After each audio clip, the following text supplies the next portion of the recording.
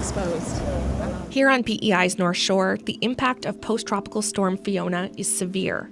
Teams with UPEI's School of Climate Change and Adaptation are taking in the changes. It's beautiful coast, but it's also vulnerable. So high vulnerability gives us more opportunities to deliver our research here. These PhD and postdoc fellows are from all over the world, but they've come to PEI to study climate change and coastal erosion. They've already learned a few things about Fiona. Early results show about 5% of the island's coastal land cover was damaged in the storm. There's also about 100 square kilometers of new beach, muddy areas where the land fell into the sea. Most of our research will kind of switch to coastal erosion for PEI, because this is really a big issue and a reality issue that most of the residents, businesses are facing, especially after Fiona.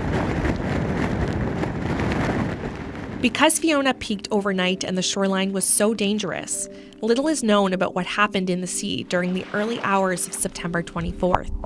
But the researchers are using models and simulations to find out. They think the waves could have been as high as 5 meters, about 16 feet. They are also looking at the likelihood of a storm like this happening again, and whether storms will be stronger and more frequent. We admit that climate is changing. So there could be, at some certain point, there could be another event that could be happen here. The team also wants to give islanders solutions to protect their homes and properties. They hope to answer questions like how far back structures should be from the shoreline and whether seawalls and living shorelines are effective. That said, this is a very complicated area, and people have been working on this kind of thing for decades. So it's not necessarily a clear, cut and dry answer for everybody. The changes here at the Royalty Oaks Natural Area are stark. It's named for the red oak trees that used to stretch from Charlottetown all the way up to the North Shore. This was one of the remaining groupings of those trees, now mostly flattened. And Fiona showed the upper range of storms that could be ahead. So it changes everything for sure. All our plans changed after Fiona. After Fiona, the focus was on public safety across all provincial land.